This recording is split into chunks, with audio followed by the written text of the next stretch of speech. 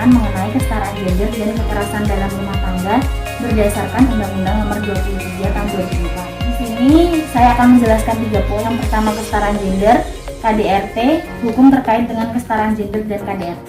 Yang pertama, kesetaraan gender sendiri merupakan pandangan bahwa semua orang itu harus menerima perlakuan yang setara dan tidak diskriminasi berdasarkan identitas gender.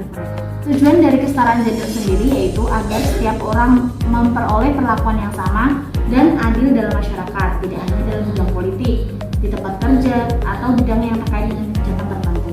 Kesetaraan gender bagi wanita itu harus menghapuskan segala bentuk kekerasan dan pelecehan yang sering dialami wanita, mengakhiri segala bentuk diskriminasi yang kerap terjadi dalam dunia kerja, mendapat hak atas kepemilikan suatu barang, memiliki hak atas pendidikan yang sama tinggi dengan pria, memiliki kebebasan untuk berpartisipasi dalam kehidupan politik, sosial, dan ekonomi. Pengertian KDRT sendiri tercantum dalam pasal 1/1 UU KDRT. Kekerasan dalam rumah tangga adalah setiap perbuatan terhadap seseorang, terutama perempuan, yang berakibat timbulnya kesengsaraan atau penderitaan secara fisik, seksual, psikologis, atau penelantaran rumah tangga, termasuk ancaman untuk melakukan perbuatan pemaksaan atau perampasan kemerdekaan secara melawan hukum dalam lingkup rumah tangga. Pendidikan KDRT, UU KDRT sendiri itu telah memberikan mandat kepada menteri yang bertugas dan bertanggung jawab di bidang pemberdayaan perempuan untuk melakukan tindakan pencegahan. Mandat tersebut diatur dalam bab 5 mengenai kewajiban pemerintah dan masyarakat pada pasal 11 dan pasal 12 UU KDRT, yang mana intinya menekankan bahwa pemerintah itu bertanggung jawab dalam upaya pencegahan KDRT. Masyarakat juga mempunyai kewajiban-kewajiban terkait dengan KDRT, yakni melakukan upaya-upaya sesuai dengan kemampuannya, seperti mencegah berlangsungnya tindak pidana, memberikan perlindungan kepada korban, memberikan pertolongan darurat, membantu proses pengajuan permohonan penetapan perlindungan sesuai dengan pasal 15 UU KDRT. Masyarakat juga dapat segera melaporkan atau melakukan upaya-upaya sesuai dengan kemampuannya dalam hal terjadi KDRT di lingkungannya masing-masing, sehingga terciptalah kepedulian sosial, keharmonisan yang selalu terbina baik di lingkungan rumah tangga yang bersangkutan maupun lingkungan masyarakat bertetangga. Pelanggaran pelayanan terhadap korban sendiri, pemerintah dan pemerintah daerah sesuai tugas dan fungsinya masing-masing dapat melakukan upaya seperti penyediaan ruang pelayanan khusus di kantor kepolisian, penyediaan aparat, tenaga kesehatan, pekerja sosial dan penduduk rohani, pembuatan dan pengembangan sistem dan mekanisme kerjasama program pelayanan yang melibatkan pihak yang mudah diakses oleh korban dan memberikan perlindungan bagi keluarga dan teman korban. Selanjutnya mengenai hukuman terkait dengan KDRT sendiri tercantum dalam pasal 44 sampai dengan pasal 49. Dalam buku saku yang sudah saya buat ini sudah tercantum semuanya dengan lengkap mengenai materi yang saya jelaskan. Nanti ibu bisa membacanya dan mempelajari mengenai kesetaraan gender dan kekerasan dalam rumah tangga menurut Undang-Undang Nomor 23.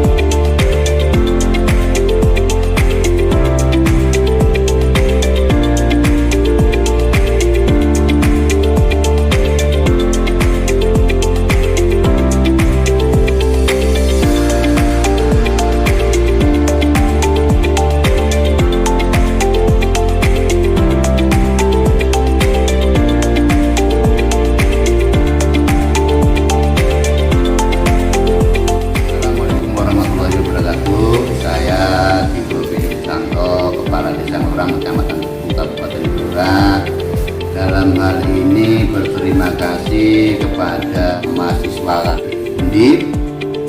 Nah, Dwi Setia Rahmawati yang dalam hal ini sudah melaksanakan kegiatan KKN di Desa Ngoram.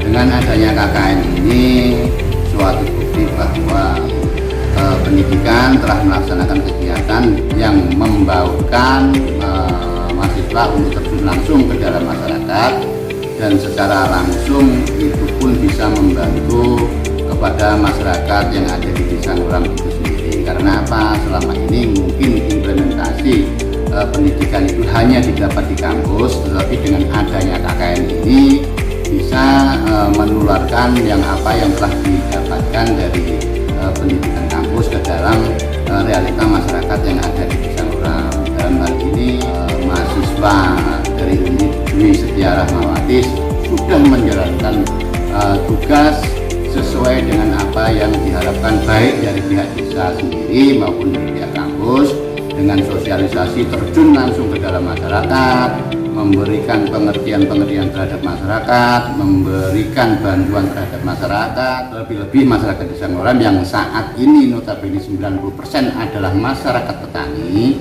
tetapi dengan adanya terjunnya anak didik dari mahasiswa Undip ini bisa diberikan gambaran secara luas tentang pendidikan maupun gambaran-gambaran di dunia luar yang lainnya. Oleh karena itu, dengan adanya KKN ini kami berterima kasih banyak bahwa kami telah dibantu untuk mensosialisasikan program yang ada di desa kepada masyarakat secara luas, sehingga nantinya masyarakat ke depan itu mampu untuk berpikir, bertindak sesuai dengan apa yang diharapkan, terlebih-lebih dalam era global ini, bahwa masyarakat harus melek informasi maupun sadar terhadap kegiatan baik yang disosialisasikan pemerintah desa maupun pemerintah pusat, sehingga yang selama ini mungkin masyarakat kurang paham jadi lebih paham dan lebih tahu. Oleh karena itu saya berharap ke depan ini tidak hanya sekedar KKN, tapi inilah bentuk wujud mahasiswa itu terjun ke dalam masyarakat, sehingga apa yang didapat di dalam ilmu di dalam kampus bisa diimplementasikan ke dalam masyarakat secara nyata. Oleh karena itu sekali lagi saya selaku pribadi dan selaku Kepala Desa Ngoram sekali lagi mengucapkan terima kasih yang sebesar-besarnya, baik secara pribadi kepada mahasiswa Dwi Setia Rahmawati maupun dari pihak kampus Universitas Diponegoro Semarang, Jawa Tengah. Terima kasih. Wassalamualaikum warahmatullahi wabarakatuh.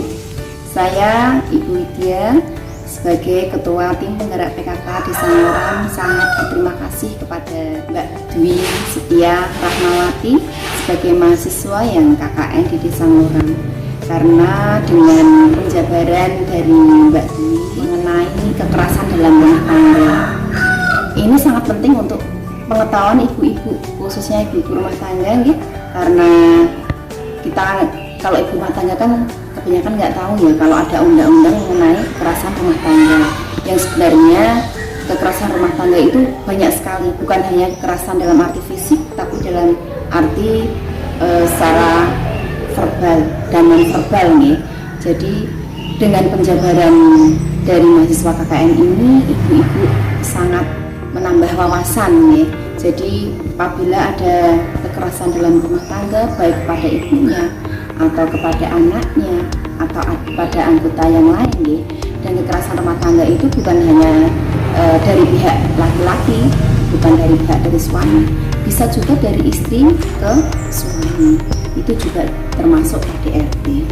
Dan saya berharap dengan penyuluhan yang diberikan kepada Mbak Dwi ini bisa bermanfaat kepada masyarakat, dan semoga KDRT tidak ada di desa kami. Dan alhamdulillah dengan adanya penyuluhan ini, insya Allah mereka juga bisa lebih hati-hati dalam pergaulan dengan sesama anggota keluarga, baik pada ibu, pada anak-anak, atau pada sebaliknya. Terima kasih. Assalamualaikum.